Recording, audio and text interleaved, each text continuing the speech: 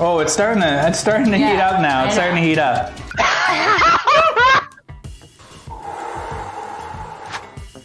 Oh god, that is immediately ghost pepper.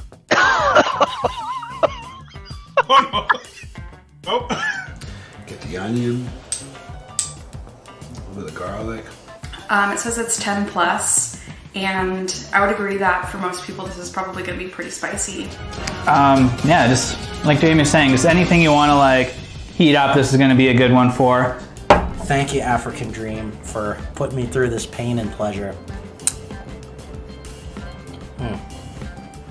Super thick. Oh, is there sugar in this?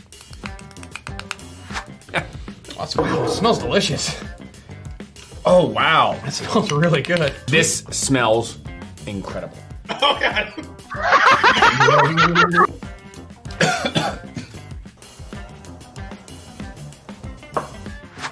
I think it's the peppers mixed with the vinegar, just like, pow, gets you.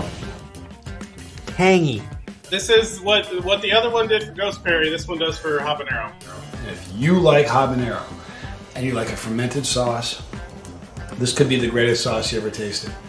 Really neat.